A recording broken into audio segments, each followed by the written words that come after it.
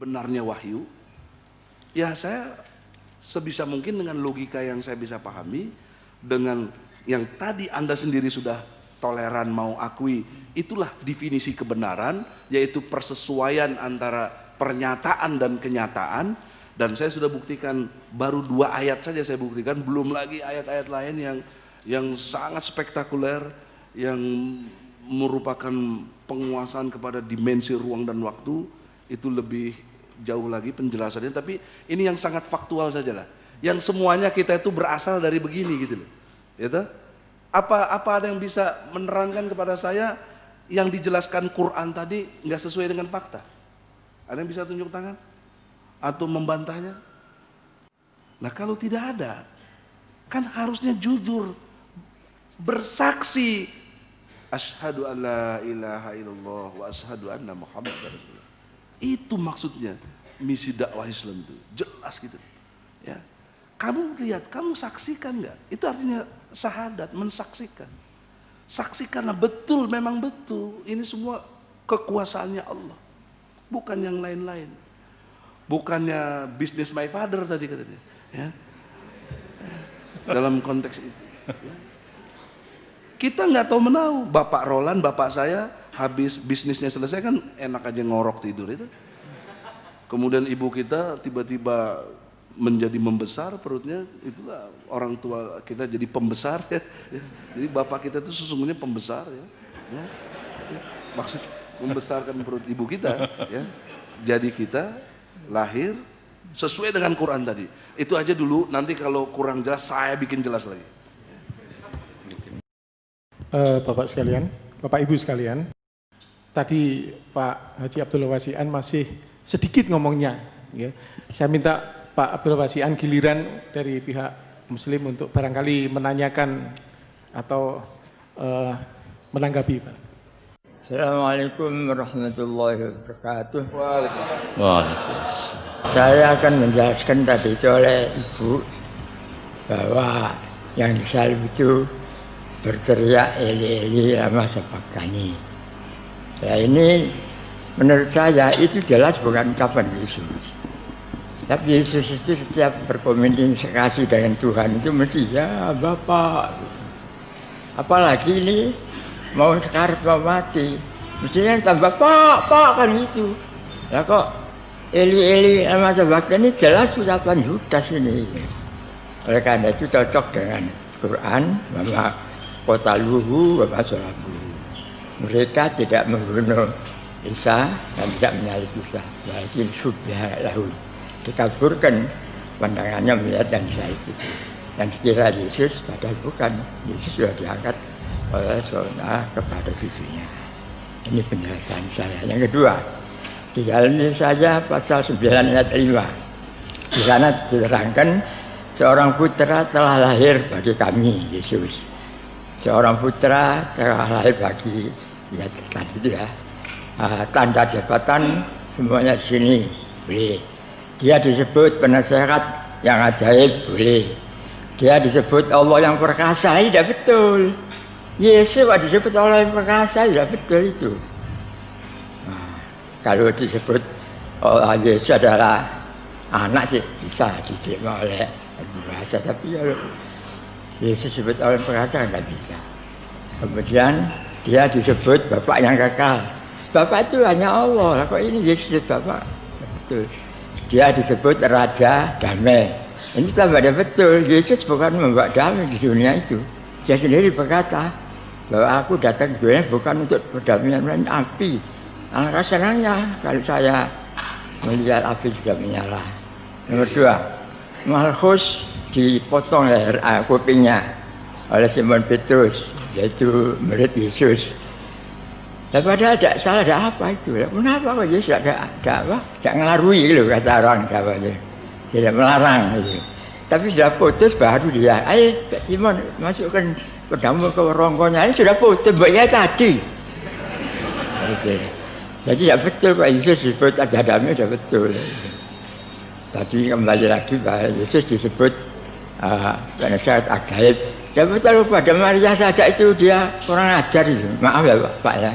Di dalam Yohanes pasal 24 diterangkan waktu Maria sama Yesus datang ke perjamuan kemanten, banyak yang datang itu, tapi anggurnya sudah habis.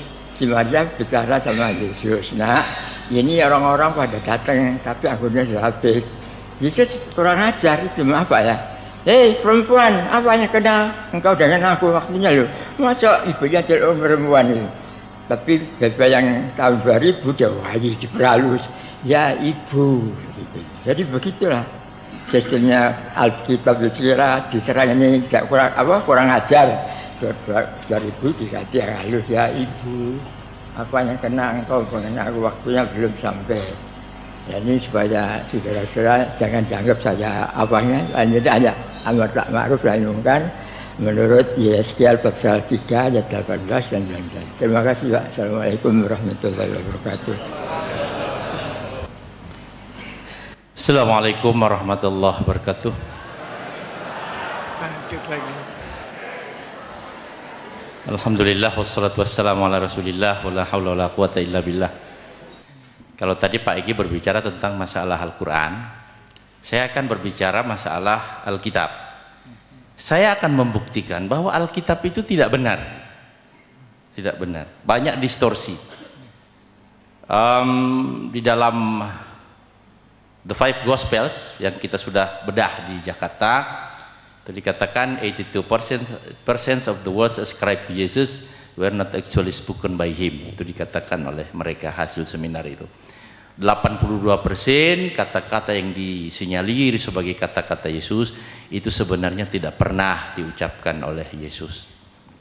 Nah, mari kita uji apa benar bahwa Alkitab yang menjadi landasan iman Kristiani ini tidak benar, bahkan tidak baik, ya. Jadi secara logika maupun secara etika tidak bisa dipertanggungjawabkan. Oke, saya akan buktikan. Sebagai tambahan daripada yang dikemukakan Pak Egi tadi, di dalam Al-Quran, tuh di dalam surat Hud, ya, dikatakan surat Az-Zariyat, wa min kulli syai'in khalaqna zaujaini tsnaini la'allakum taqilun. Dan segala sesuatu kami jadikan dari yang berpasang-pasangan. Itu banyak sekali ayat-ayatnya begitu. Dan itu ternyata sudah dibuktikan secara ilmiah melalui penelitian-penelitian fisika maupun biologi bahwa memang alam ini disusun oleh Allah dari yang berpasang-pasangan. Pasangan proton dan elektron yang bermuatan listrik positif dan negatif. Kemudian pasangan-pasangan maskulin dan feminin di kalangan dunia hewan dan tumbuh-tumbuhan dan manusia, itu semuanya sudah terbukti. Di lain pihak, kita bisa membuktikan bahwa banyak pernyataan-pernyataan di dalam Alkitab yang sama sekali tidak terbukti di dalam satu kenyataan. Yang pertama, saya akan ambil contoh di dalam Perjanjian Lama dulu. Kitab Kejadian. Pada mulanya Allah menciptakan langit dan bumi. Bumi belum berbentuk dan kosong. Gelap gulita menutupi samudra raya. Dan roh Allah melayang-layang di atas permukaan air. Berfirmanlah Allah, jadilah terang. Lalu terang itu jadi. Allah melihat bahwa terang itu baik. Lalu dipisahkannya lah terang itu dari gelap. Dan Allah menamai terang itu siang. Dan gelap itu malam. Jadilah petang dan jadilah pagi. Itulah hari pertama. Jadi hari pertama sudah ada pagi dan petang, tapi matahari belum dibikin. Belum ada matahari, Pak. Entah bagaimana proses pagi dan petangnya, wallahu a'lam. Ya, tetapi jelas ayatnya demikian. Yang berikut, berfirmanlah Allah, jadilah cakrawala di tengah-tengah segala air untuk memisahkan air dari air. Maka Allah menjadikan cakrawala dan ia memisahkan air yang ada di bawah cakrawala itu dari air yang ada di atasnya. Dan jadilah demikian. Lalu Allah menamai cakrawala itu langit. Jadilah petang dan jadilah pagi. Itulah hari kedua. Sampai hari kedua matahari belum nongol, Pak. Yang berikut, berfirmanlah Allah, hendaklah segala air yang di bawah langit berkumpul pada satu tempat hingga kelihatan yang kering. Dan jadilah demikian. Lalu Allah menamai yang kering itu darat dan kumpulan air itu dinamainya laut. Allah melihat bahwa semuanya itu baik. Berfirman Allah, hendaklah tanah menumbuhkan tunas-tunas muda, tumbuh-tumbuhan yang berbiji, segala jenis buah-buahan yang menghasilkan buah yang berbiji, supaya ada tumbuh-tumbuhan di muka bumi, dan jadilah demikian. Jadi durian udah pada jatuhan, mangga udah pada jatuhan, udah pada matang semua. Entah bagaimana proses matangnya, wallahu alam. Kenapa? Matahari belum jadi. Tanah itu menumbuhkan tunas-tunas muda, segala jenis tumbuh-tumbuhan yang berbiji, dan segala jenis pohon-pohonan yang menghasilkan buah yang berbiji. Allah melihat bahwa semuanya itu baik. Jadilah petang dan jadilah pagi, itulah hari ketiga. Sampai hari ketiga matahari belum ada. Kapan matahari dibikin? Nah ini, berfirmanlah Allah, jadilah benda-benda penerang pada cakrawala untuk memisahkan siang dan malam. Itu hari keempat. Lalu yang 3 hari yang lalu dipisah pakai apa itu siang dan malam? Jadi ini jelas mitos ini. Mitos. Ini tidak bisa dibuktikan dalam satu kenyataan, dalam logika. Secara ilmiah pula, penelitian faktual itu nggak mungkin. Kita nanam mangga di bawah pohon beringin nggak bakalan tumbuh, Pak. Karena dia nanam mangga di bawah pohon beringin. Nggak tumbuh. Iya, ya Golkar di situ ya. Nggak tumbuh. Kenapa? Nggak dapat itu matahari. Ya, bagaimana bisa tumbuh dan buah-buahan matang? Nah itu. Jadi satu bukti bahwa di sini terdapat distorsi. Yang berikut di dalam pernyataan Nabi Isa, ini juga nggak bisa dibuktikan, Pak. Nggak bisa dibuktikan. Nih.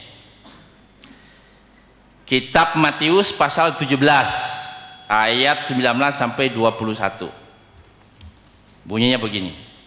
Kemudian murid-murid Yesus datang, dan ketika mereka sendirian dengan dia, bertanyalah mereka, "Mengapa kami tidak dapat mengusir setan itu?" Ia berkata kepada mereka, "Karena kamu kurang percaya. Sebab aku berkata kepadamu, sesungguhnya sekiranya kamu mempunyai iman sebesar biji sesawi saja, kamu dapat berkata kepada gunung ini, pindahlah dari tempat ini ke sana, maka gunung itu akan pindah dan tak akan ada yang mustahil bagimu." Jadi iman sebesar biji sesawi aja bisa mindahin gunung, Pak. Bisa mindahin gunung. Nah sekarang coba jatuhkan ini aqua ke bawah pakai iman. Nggak bisa, Pak. Mau jatuhin aqua aja nggak bisa pakai iman, gimana mau jatuhin gunung ke laut? Nggak bisa. Jadi ini mustahil, mustahil. Jadi ini bukan ucapan Yesus. Ini adalah ungkapan atau ucapan orang-orang yang ingin merusak kredibilitas Yesus sebagai Rasulullah. Kita tidak menghina Yesus. Dia adalah Rasul kita sama-sama.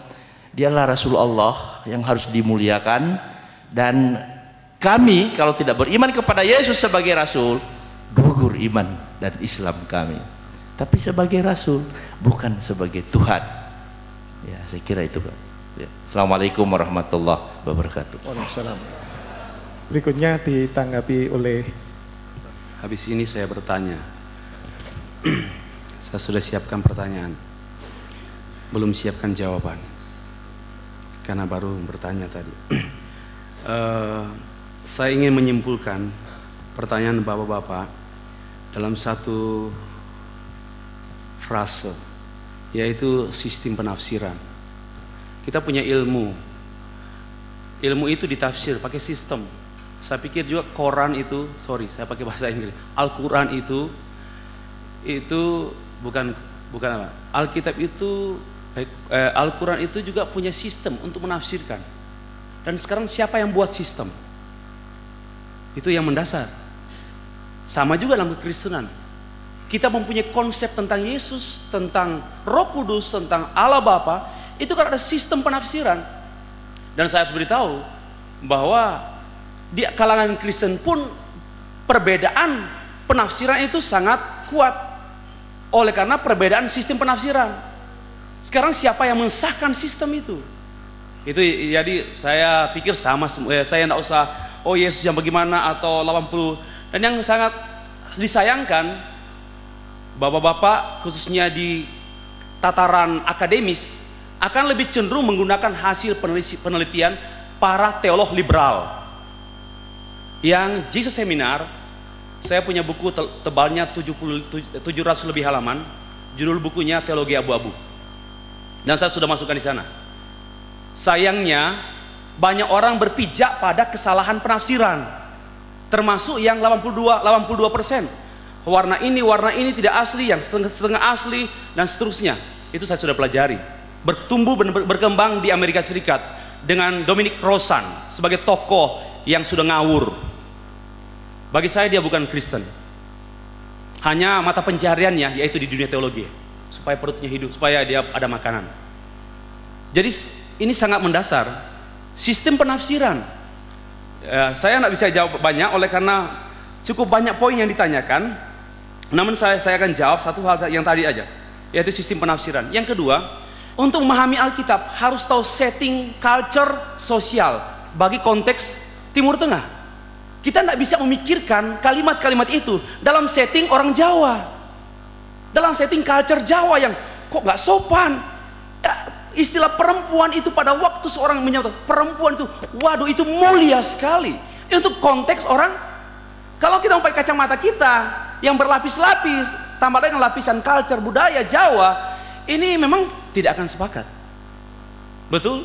Tapi maka itu yang mendasar sistem penafsiran. Saya tidak berani menafsirkan Al-Quran, dan saya dalam mengajar tidak pernah menyinggung-nyinggung Al-Quran. Saya tidak tahu, dan saya akan kurang ajar kalau saya mencoba-coba tanpa berguru dulu kepada Pak Sujana mungkin. Kan begitu. Dan saya harus belajar sistem dulu. Nah kita kalau mencatut sana sini tanpa tahu sistem, kita malu sendiri. Karena bukan itu yang kami maksudkan. Hanya ini dulu. Terima kasih. Oke,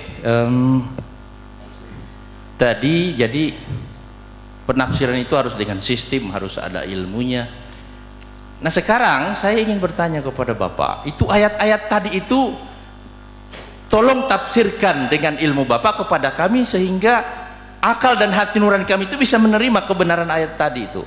Yang dikatakan bahwa orang punya biji iman sebiji sawi bisa mengusir gunung, atau matahari yang belum dibikin tapi kok siang malam sudah, ya, pagi sore sudah terjadi, kemudian diciptakan pada hari keempat untuk memisahkan siang dan malam.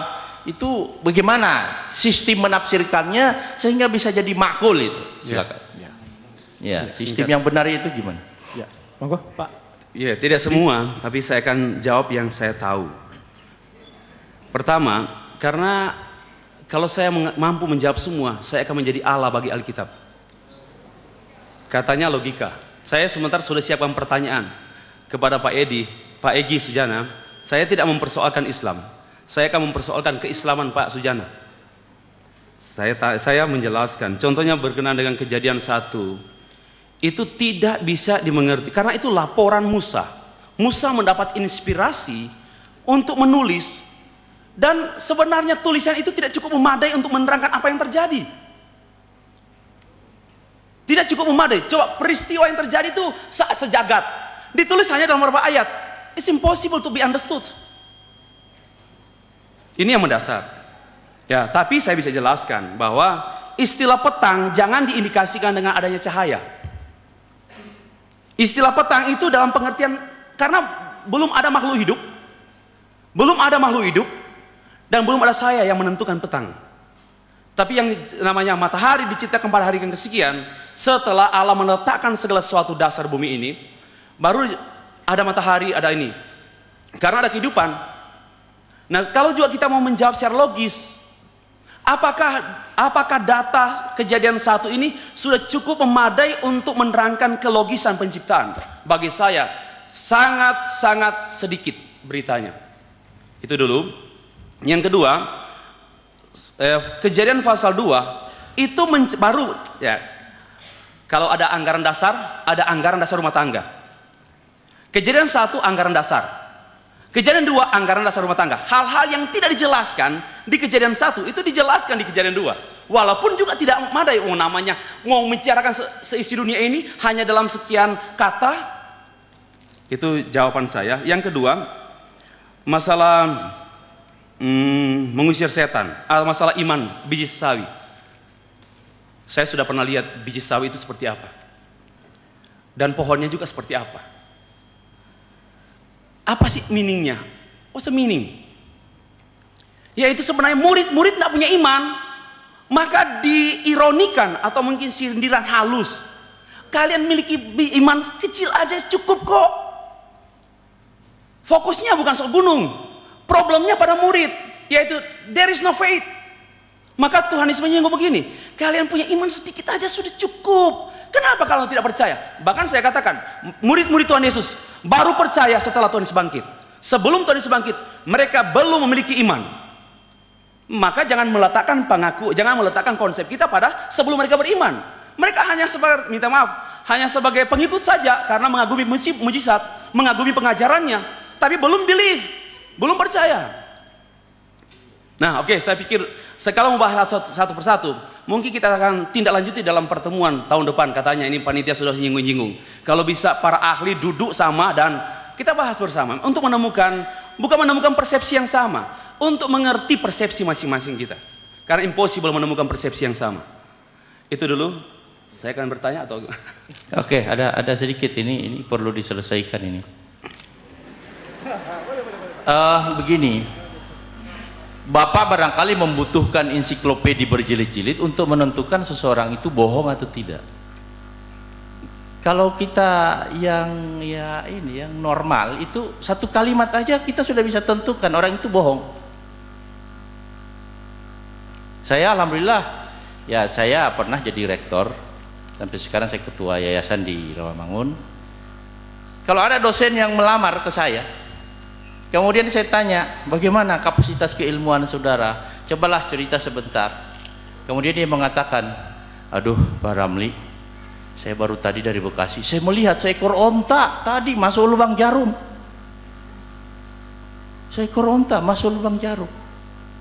Dengan satu kalimat itu saya sudah usir dia, karena nggak mau saya punya dosen yang akan menipu mahasiswa saya.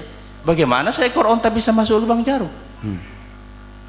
Kata Yesus saja orang kaya susah masuk surga, sama dengan seekor onta bisa masuk lubang jarum baru orang kaya bisa masuk surga. Jadi kebodohan dan kemustahilan seseorang satu kalimat aja udah bisa diketahui. Ngapain harus berjilid-jilid? Jadi kitab Kejadian yang beberapa belasan ayat itu kita sudah bisa pastikan ini ayatnya nggak benar, Pak. Ayatnya nggak benar. Jadi saya tidak menerima apa yang Bapak katakan tadi harus urus seluruh alam diterangkan, tidak. Satu kalimat aja udah cukup kok. Iya. Saya kira. Ya. Kasih. Masih ada tanggapan, Pak? Ya sedikit sebenarnya kalau bicara soal lubang jarum itu analogi. Yesus mengajar pakai analogi sama dengan kita biasanya seperti guru mengajar untuk dapat analogi. Bahwa memang tidak ada keselamatan tanpa Yesus. Kenapa? Enggak ada. Bagaimana mungkin onta masuk dalam lubang jarum?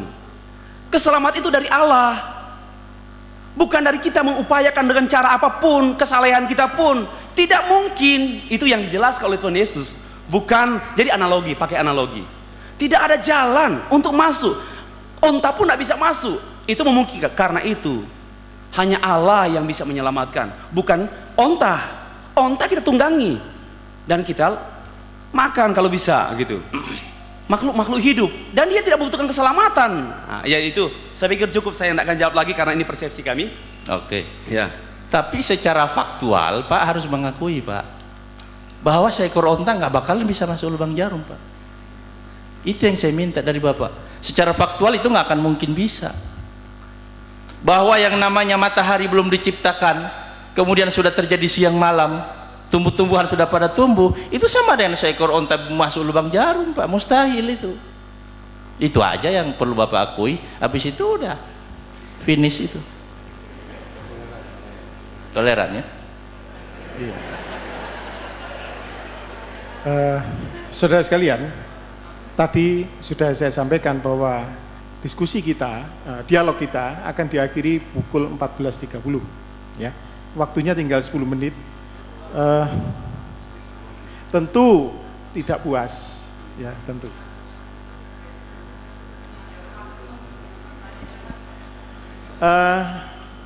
Gimana ini, juga ada yang tertulis di sini, saya jadi bingung apa yang tertulis saya bacakan, saya tambahkan ya sebentar, ini sudah masuk dari tadi ya. Dan juga ada pertanyaan dari Bu Ratih tadi juga belum terjawab. Jadi saya kira saya bacakan dulu ini. Ini dari Arwin Gunawan. Pak Stephen. Ini pertanyaannya Pak Stephen ya. Jadi saya ralat.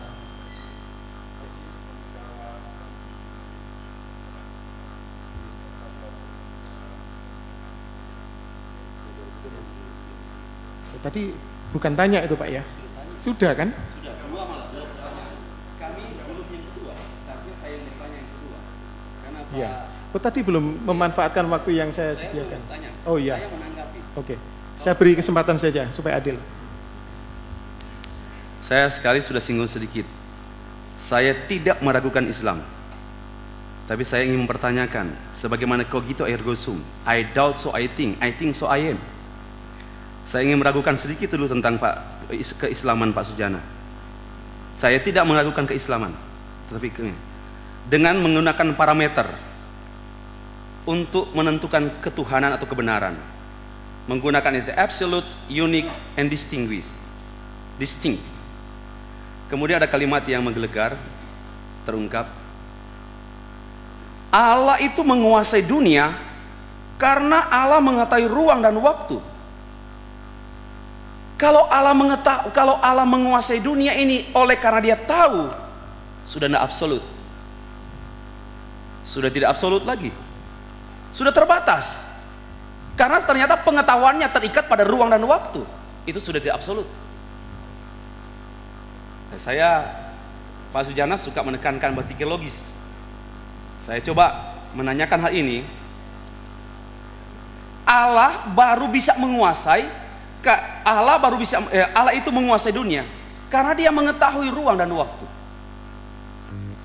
Berarti dia bukan Allah, sudah tidak absolut lagi. Kemudian juga saya singgung tadi dalam percakapan, bagaimana mungkin kita bilang absolut, kemudian ada lagi yang lain, yaitu unik dan ada yang distinct. Kalau ada absolut, there is no another.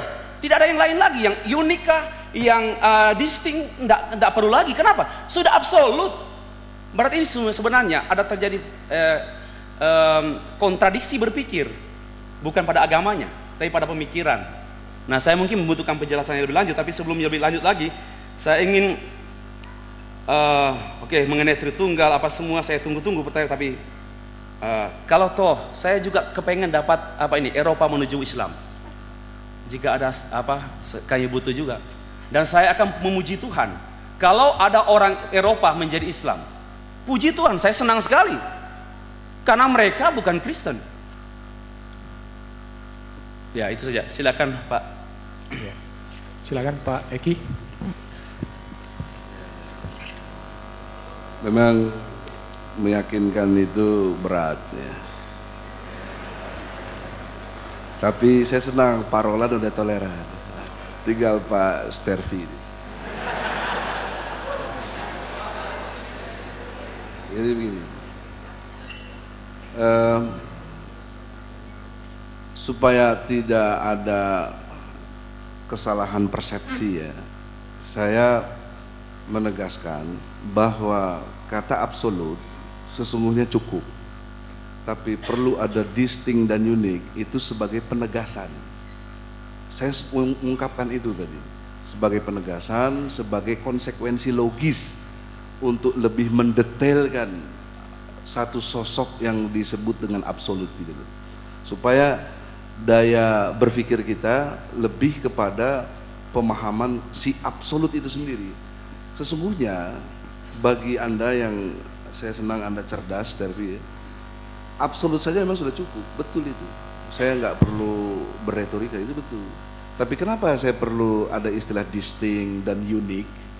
Itu penegasan dari si absolut, karena itu konsekuensi logis. Kalau dia absolut, totalitas, tak terbatas, tak tertandingi, tak terkalahkan, maka dia menjadi distinct gitu loh. Dia itu si absolut, itulah dia. Tidak ada yang serupa seperti si absolut itu. Tidak ada yang bisa menyerupainya. Kalau bahasa Islamnya laisa kamislihi sayun. Perlu dijelaskan. Sebagaimana Allah juga menjelaskan tentang sifat 20-nya, nggak cukup satu, ada 20 malah. Nanti kenapa nggak 21, 3 in 1 atau apa 21 ya? Kenapa? Jadi repot. Tapi itu konsekuensi. Bahkan asma Allah itu sampai 99 ya, itu semuanya menggambarkan tentang keabsolutan, intinya tentang keabsolutan dari Allah Subhanahu wa taala itu. Nah, saya secara intelektualnya membreakdown lebih detail dari pengertian absolut itu, ditegaskan lagi dia menjadi lain daripada yang lain. Itu arti distinct. Lain daripada yang lain itu apa tuh lain? Ya satu-satunya. Kalau mau disebut lain daripada ya mesti satu-satunya, tunggal, esa gitu loh, esa. Makanya bisa dibuat kriteria disebut dengan absolut distinct. Jadi mempertegas saja. Seperti misalnya Stervi ya namanya ya. Coba Stervi mana coba? Stevi apa Stephen? Stefri. Coba Stevi mana? Coba tunjuk Stevi. Enggak, pertanyaan ini Enggak, pertanyaan saya- hukum atau psikologi atau fisiologi? Bukan, saya nanya mana Stevi untuk menunjukkan jati diri gitu. Kalau saya tunjuk di sini, ini belum jatuh diri saya. Ya makanya kan perlu di breakdown kan. Kalau Anda tunjuk ini dada kan gitu. Iya. Kalau Anda tunjuk ini jidat Anda gitu. Jadi pasti ada yang mesti memperjelas gitu loh. Ya Stervi adalah kan gitu, yang sedang berbaju batik, handsome kan gitu kan. Apa wajahnya putih gitu loh. Pendek, Pak. Gitu. Itu jadi lebih jelas ya. Sehingga memperjelas itu, jadi bukan berarti terjadi kontradiksi berpikir. Kan tadi pertanyaan Anda kok sepertinya terjadi kontradiksi berpikir. Tidak, itu sistem penegasan gitu loh, yang memungkinkan kita lebih memahami absolut. Nah kalau cukup sampai absolut aja Anda udah paham ya alhamdulillah, nggak perlu panjang-panjang kita jelasinnya. Berarti Anda udah lebih cepat beriman ya, kembali ya, artinya absolut gitu. Kemudian yang kedua, dari konteks ruang dan waktu, pernyataan saya bukan karena dia tahu, karena dia apa namanya konteks kepada ruang dan waktu terus dia ada, atau Allah itu jadi terbatas, terikat oleh ruang dan waktu itu, tidak. Jadi begini, satu contoh, saya agak sulit menjelaskan kalau kita tidak melihat apa yang dia sebut juga ya. Misalnya surat Al-Hadid, coba surat 57 ya. Ya 57 kan ayatnya ayat 3 ya. Ayat 3. Supaya Anda mengerti gambaran yang Saya maksud. bisa interupsi saya. Gimana? Bapak harus buat saya percaya pada Al-Quran, baru Bapak bisa menggunakan ayat-ayat. Enggak, Biasanya enggak. begitu. Enggak. Kan begitu toh? Tidak. Itu berpikir logis. Enggak. Salah, Karena Anda Bapak keliru. tidak guna baca itu. Kalau saya percaya, Bapak tuh, lu harus percaya ini. Baru penjelasan Bapak saya percaya. Nah. Sebagai konsekuensi keyakinan pada Alkitab begitu, pada apa Al-Quran. Kamu begitu berpikir logis kan begitu? Salah, Anda salah. Benar. Kalau dikaitkan dengan pertanyaannya Pak Roland, kan saya suruh membuktikan benarnya wahyu. Saya sudah buktikan ya, gitu loh, bahwa ini loh benarnya wahyunya. Apa yang disebut benar itu sudah jelas. Sekarang Anda nanya dimensi ruang dan waktu yang dikaitkan dengan eksistensi Allah. Pertanyaan saya, supaya Anda nggak merasa saya sudutkan, bagaimana saya mau menjelaskan tentang Allah kalau bukan dari Allah itu sendiri? Allah menjelaskan dirinya di mana? Ya di sini, Dia menjelaskan dirinya. Yang bisa, inilah apa Al-Quran itu adalah penjelasan tentang eksistensi Allah. Jadi bukan saya memaksakan Anda harus percaya, ya, enggak. Anda nggak percaya nggak apa-apa, ya, go ahead, ya, betul, nggak ada masalah, ya.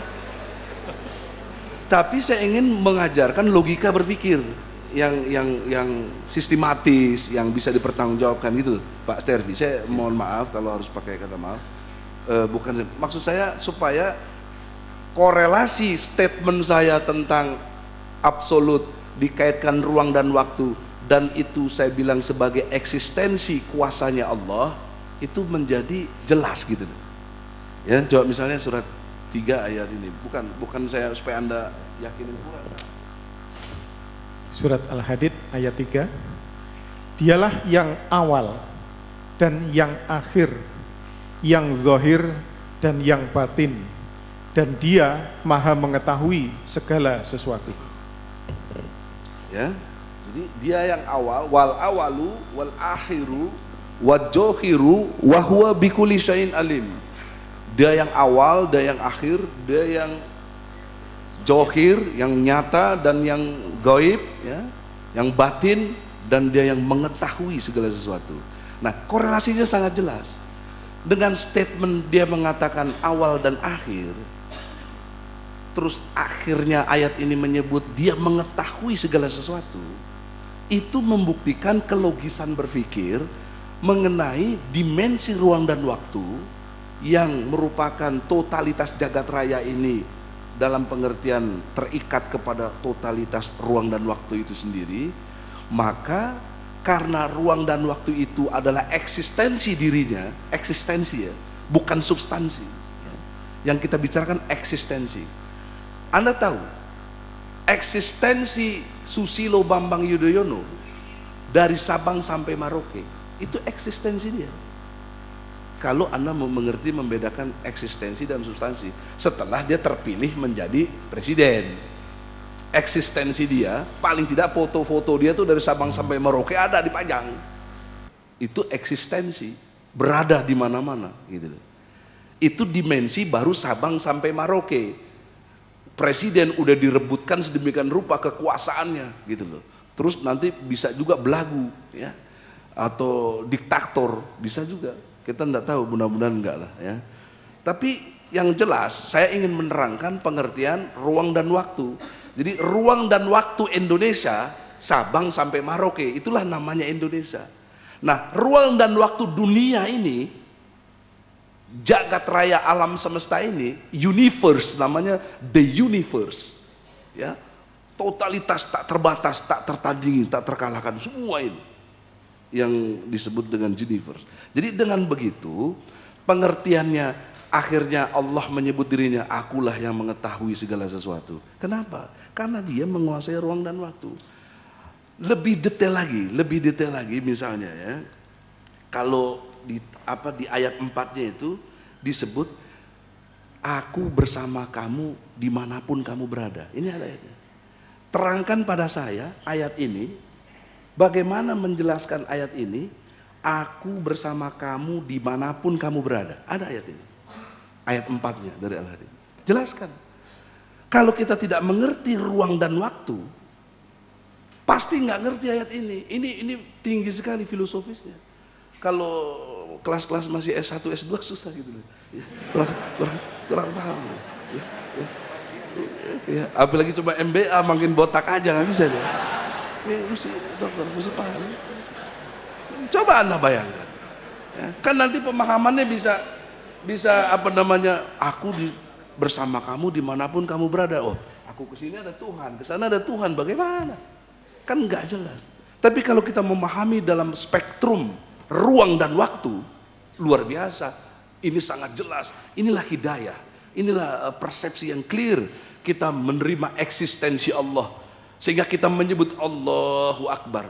Sebenarnya kalau nggak ada bahasa Arab, Allah the universe, mestinya begitu. Sama itu, the universe. Ya. Nah, Allahu Akbar artinya apa, Pak? Artinya presiden kecil. Nah, harus berani, supaya berani gitu. Presiden kecil, semua kecil itu. Yang besar cuma Allah, universe gitu. Nah, untuk itu ya, Stervia supaya jelas, maka benda yang paling hitam di atas batu yang hitam di malam gelap gulita, Allah tahu nggak? Bagaimana Allah tahu? Karena dia menguasai ruang dan waktu. Jadi bukan karena terus dia menguasai ruang dan waktu dia menjadi terikat. Dialah yang mengikat totalitas itu semua. Dia kuat, namanya yang kuasa.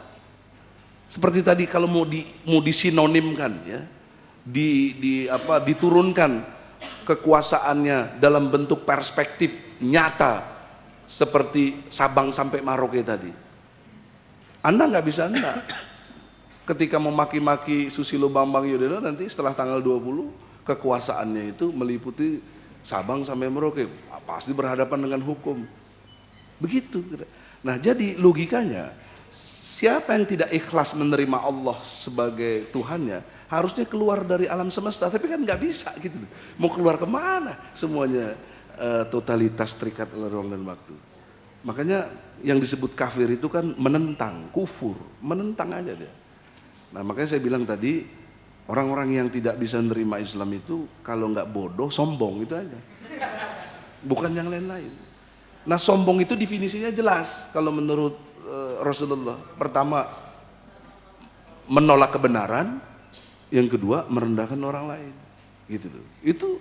Ini kan benar. Tadi saya udah buktikan, benar itu apa sih? Sesuai dengan pernyataan dan kenyataan. Udah, benar parola akui, ya oke. Tapi ini Qur'annya jelas, ada yang bertentangan? Nggak ada. Terus nggak diakui, kan sombong jadinya. Gitu loh maksud saya, logika jelasnya. Jadi bukannya terus paksa suruh percaya, enggak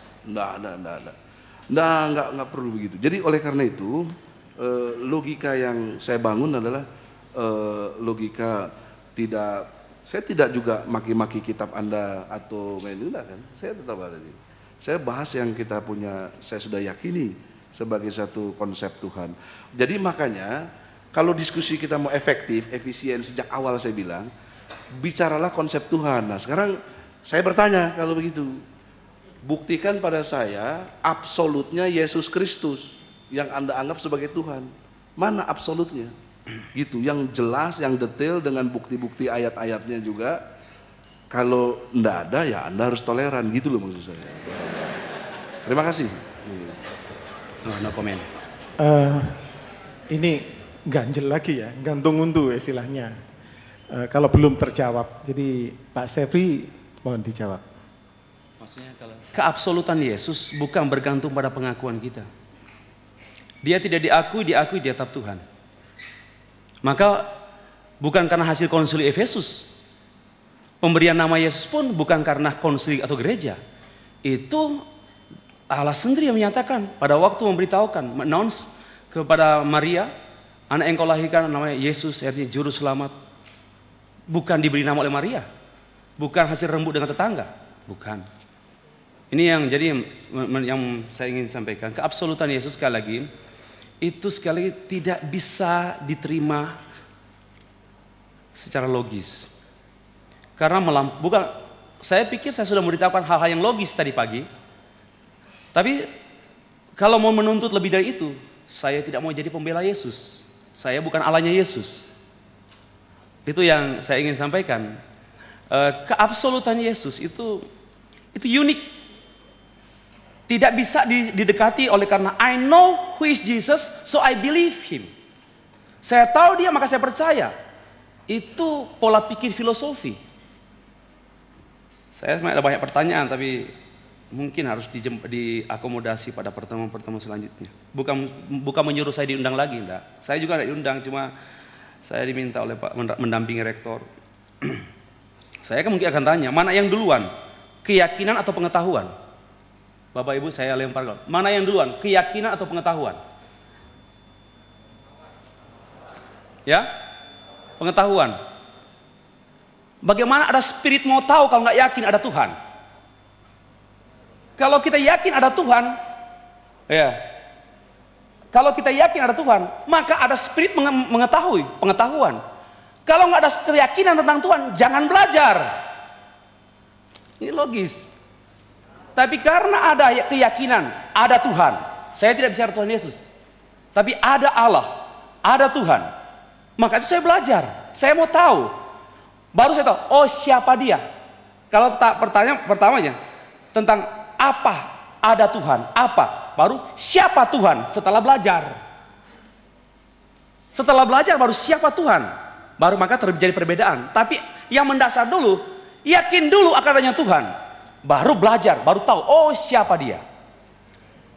Saya pikir cukup dulu lah ya.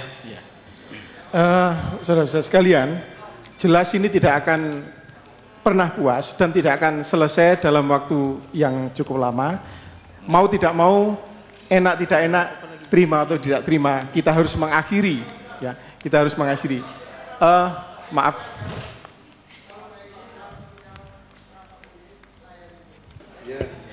Saya beri kesempatan singkat saja. Kalau bicara pendekatan ilmiah itu salah satunya sistematis, maka yang benar itu adalah pengetahuan dulu baru keyakinan. Tidak mungkin kita yakin sesuatu tanpa kita tahu. Tidak mungkin.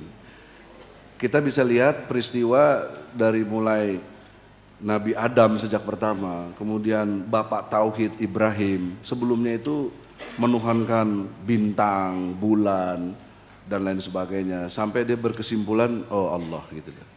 Itu proses pengetahuan yang dapat.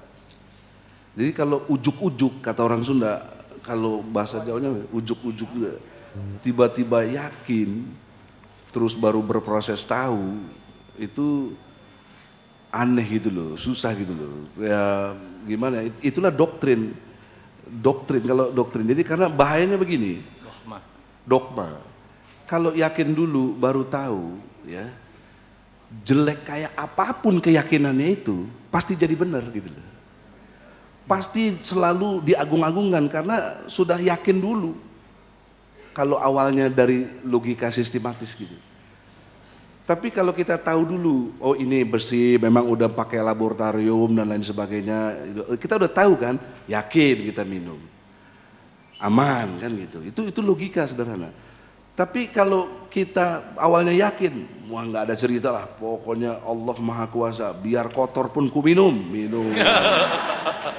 Itu jelebau bahlul itu, nggak masuk akal itu. Itu sederhananya begitu. Tapi saya tidak mengatakan Pak Stervi begitu gitu loh. Oleh karena itu harus prosesnya itu pengetahuan, belajar. Nggak ada yang tiba-tiba yakin itu, nggak ada. Ya, kecuali di doktrin tadi diyakinkan sedemikian rupa dan lain sebagainya untuk misalnya cara komunis mendoktrin supaya nggak percaya sama orang lain. Contohnya misalnya, saya pernah belajar teori propaganda ya. Misalnya anak kecil naik di tempat tidur yang tingkat tuh, turun. Pas dia turun, katanya mau ditangkap sama bapaknya, terus dilepas, jatuh ke bawah. Oh nangis berdarah-darah kan, benjol. Nah makanya kamu jangan percaya sama orang lain. Nah, bisa yakin di akhirnya setelah itu. Oh ya bapaknya aja ngajarin begini. Itulah komunis itu, begitu. Tapi tetap awalnya pun dia bisa yakin begitu lewat pengetahuan, gitu. Pengetahuan dari si bapaknya untuk jadi komunis begitu.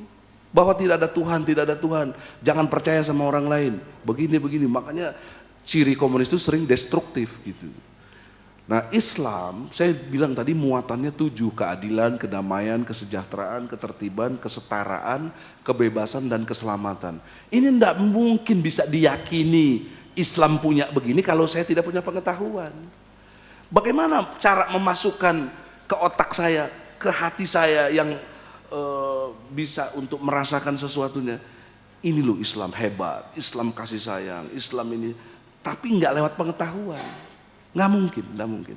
Itu susah, kecuali dipaksa-paksaan seperti teori komunis tadi. Saya kira gitu. Mudah-mudahan nggak menganut komunis.